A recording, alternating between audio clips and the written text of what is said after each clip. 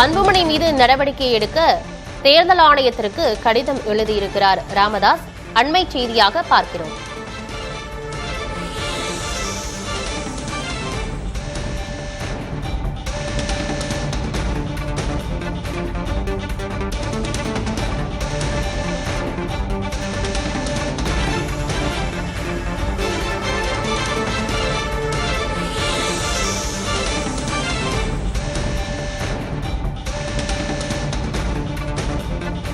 அன்புமணி மீது நடவடிக்கை எடுக்க வலியுறுத்தி தேர்தல் ஆணையத்திற்கு பாமக நிறுவனர் ராமதாஸ் கடிதம் எழுதியிருக்கிறார்.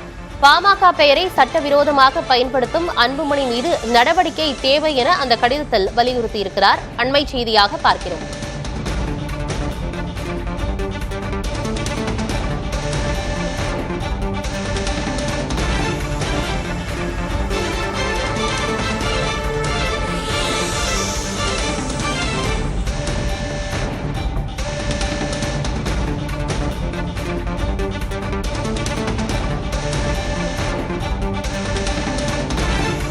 அன்புமணி மீது நடவடிக்கை எடுக்க வலியுறுத்தி தேர்தல் ஆணையத்திற்கு பாமக நிறுவனர் ராமதாஸ் கடிதம் எழுதியிருக்கிறார்.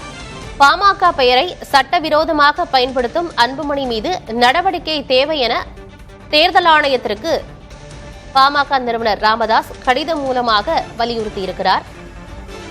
அண்மை செய்தியாக பார்க்கிறோம்.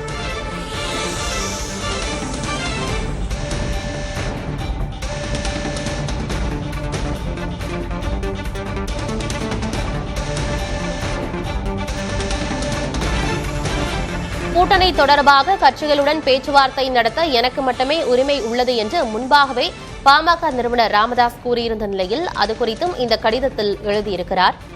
கூட்டணி தொடர்பாக கட்சிகளுடன் பேச்சுவார்த்தை நடத்த எனக்கு மட்டுமே உரிமை உள்ளது என்று பாமக நிறுவனர் ராமதாஸ் குறிப்பிட்டிருக்கிறார். ஏற்கனவே அன்புமணி தரப்பு பாமக மற்றும் அதிமுக இந்த சட்டமன்ற தேர்தலை கூட்டணி அமைத்து போட்டியிடுவதாக அறிவிக்கப்பட்டிருந்த நிலையில் அப்போதே இந்த கருத்தை தெரிவித்திருந்தார் பாமக நிறுவனர் ராமதாஸ். தற்போது தேர்தல் ஆணையத்திற்கு கடிதம் எழுதியிருக்கிறார் பாமக நிறுவனர் ராமதாஸ். அதிலும் இந்த விஷயத்தை குறிப்பிட்டிருக்கிறார். கூட்டணி தொடர்பாக கட்சிகளுடன் பேச்சுவார்த்தை நடத்த அன்புமணிக்கு உரிமை இல்லை என்று ராமதாஸ் குறிப்பிட்டிருக்கிறார்.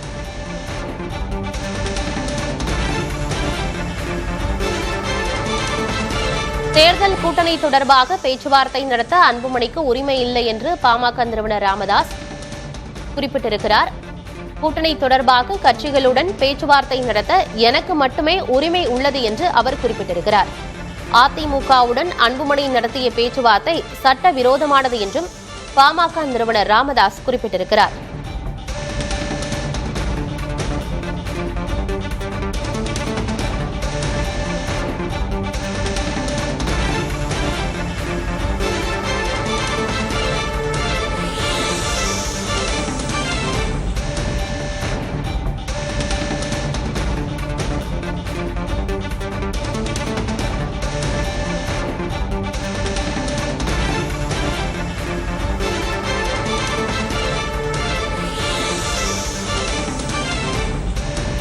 அன்புமணி மீது நடவடிக்கை எடுக்க வலியுறுத்தி தேர்தல் ஆணையத்திற்கு பாமக நிறுவனர் ராமதாஸ் கடிதம் எழுதியிருக்கிறார்.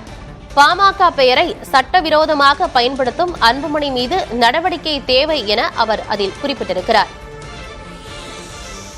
பாமக பெயரை சட்டவிரோதமாக பயன்படுத்தும் அன்புமணி மீது நடவடிக்கை தேவை என தேர்தல் ஆணையத்திற்கு வலியுறுத்தியிருக்கிறார். கடிதம் வாயிலாக பாமக நிறுவனர் ராமதாஸ். அண்மை செய்தியாக பார்க்கிறோம்.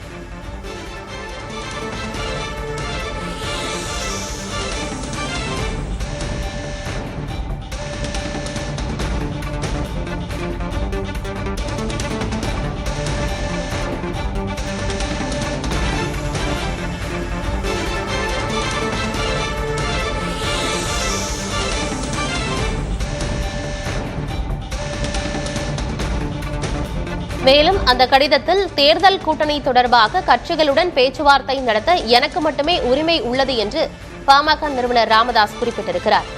அதிமுகவுடன் அன்புமணி நடத்திய பேச்சுவார்த்தை சட்டவிரோதமானது என்று அவர் குறிப்பிட்டிருக்கிறார். இன்னும் சில மாதங்களில் தமிழகத்தில் சட்டமன்ற தேர்தல் நடைபெற இருக்கக்கூடிய நிலையில் அன்புமணி தரப்பு பாமக மற்றும் அதிமுக கூட்டணி அமைத்திருப்பதாக அறிவிப்பை வெளியிட்டிருந்தனர். அப்போதே அதிமுகவுடன் அன்புமணி நடத்திய பேச்சுவார்த்தை சட்டவிரோதமானது என்ற கருத்தை முன்வைத்திருந்தார் பாமக நிறுவனர் ராமதாஸ். அதை வலியுறுத்தி தேர்தல் ஆணையத்திற்கு தற்பொழுது கடிதமும் எழுதியிருக்கிறார். பாமக பெயரை சட்டவிரோதமாக பயன்படுத்தும் அன்புமணி மீது நடவடிக்கை தேவை என தேர்தல் ஆணையத்திற்கு ராமதாஸ் கடிதம் எழுதியிருக்கிறார்.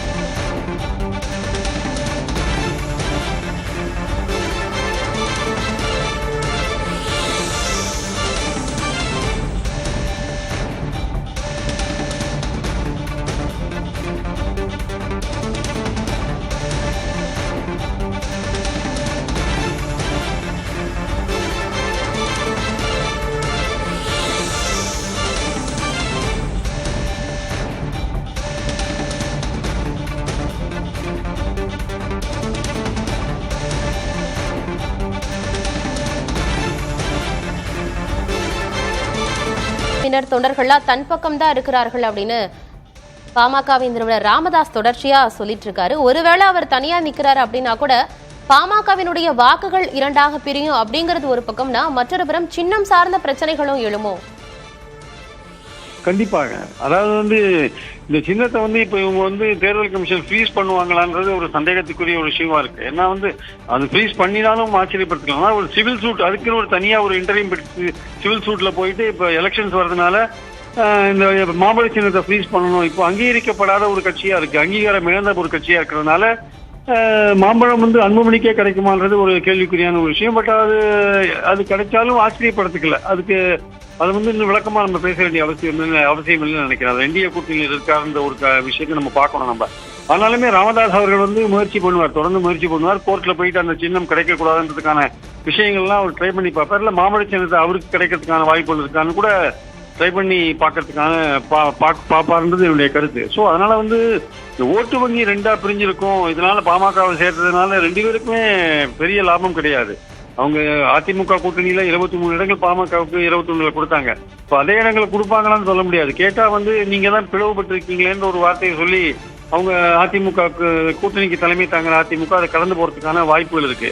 ஆனால் அடிப்படையில் இன்னொரு விஷயம் என்னன்னா, டாக்டர் ராமதாஸ் அவர்கள் அன்புமணியை அவர் தான் தலைவராக நியமித்தார். அவர் தான் அவர் என்கரேஜ் பண்ணி தலைவராக கொண்டு வந்தாரு. அவரை தலைவராக கொண்டு வந்த பிறகு பாமக இருக்கிற இளைஞர்கள் பெரும்பாலும் அவர் தான் எதிர்கால தலைவராக கட்சியை வழிநடத்துறவரா பார்த்து அவர் பின்னாடி தான் அணிவகுக்கிறாங்கிறது யதார்த்தமான ஒரு நிலைமையை நான் பார்க்கிறேன். ஆனா அதே சமயம் கட்சியில் இருக்கிற சீனியர்ஸ் பலர் ராமதாஸுடைய அவர் வளர்த்த கட்சி என்பதால் அவருக்கு ஒரு லாயலோட இருக்கிறதையும் நம்ம பார்க்கிறோம். நம்ம அதனால ஓட்டு வங்கி என்பது நிச்சயமா அன்புமணி பக்கம் கொஞ்சம் அதிகமாக இருக்கிறதுக்கான வாய்ப்புகள் இருந்தா கூட எக்ஸாக்டா என்ன மாதிரி அந்த ஓட்டு வங்கி பிரிஞ்சிருக்குன்றதை நம்ம இப்ப ஊகிக்க முடியாது என்பது என்னுடைய கருத்து. இணைப்பில் பல்வேறு தகவல்களை பகிர்ந்து கொண்டமைக்கு நன்றி திருப்பியன்.